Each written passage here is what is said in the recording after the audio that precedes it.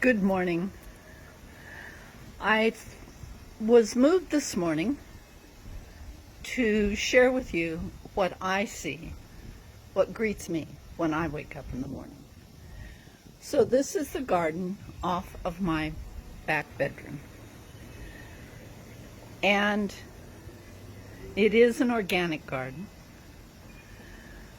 I've lived here 30 years, and in all that time there's been no pesticides, and for maybe 10 years, not even any fertilizer.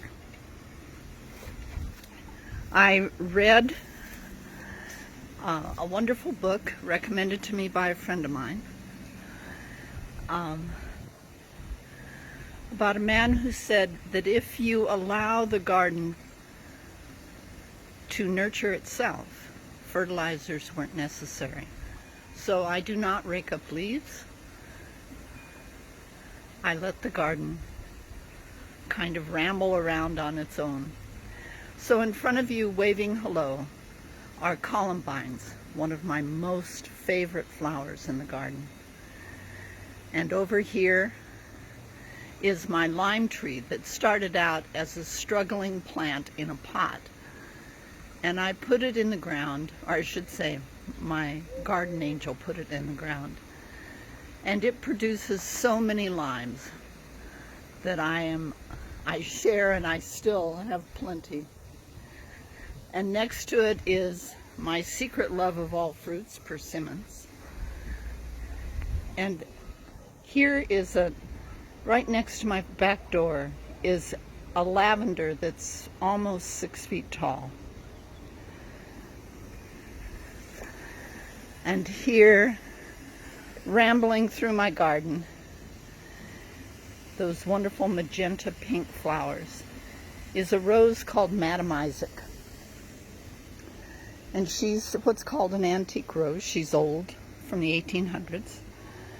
And her fragrance is so deep and so strong. And right above her is a honeysuckle that nurtures the hummingbirds all through the early spring and summer, and the bees.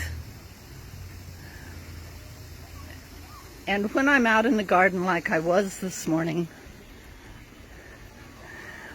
the fragrance is so delicate and light. I just love it. Here's an example of the bounty of my lime tree. It just keeps giving and giving. And back here, more of my honeysuckle. And these tall, green, leafy plants in the fall produce the most glorious shell pink flowers. And here is a plant that's been in my garden for many years. And she's become gnarled and twisted and quite lovely. And here is Madame Alfred. She was so big, she pushed my fence over. So we cut her literally to the ground. I can show you. You can see the cuts, how big her stems were. And we cut her off to the ground, and she grew this big in 3 years. And here is Darlow's Enigma, and she's just started to bloom. Predictably, she always comes into flower by Mother's Day.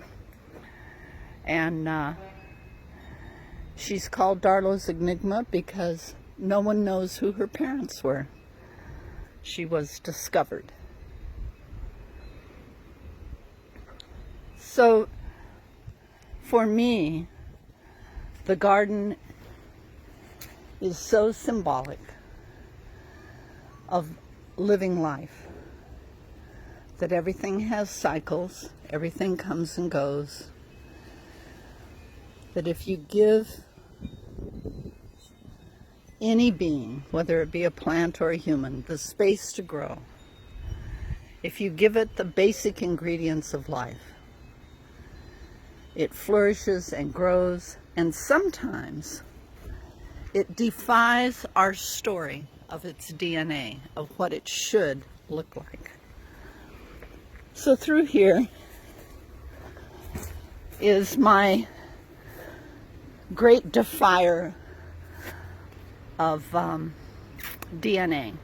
So beyond my trash cans, you can see a rose. She is currently about 12 feet tall. And her DNA says she should be 6 feet tall. She's not a climber. However, she's in the perfect spot. So my friend who saw her said, "You need to quit fertilizing her." And I said, "I don't." This is Sally Holmes. And although she has almost no fragrance, in many ways she is my most favorite rose, for every truss on her bush symbolizes life and the changes and the transitions that every living thing experiences. I hope you enjoyed this little visit to my garden.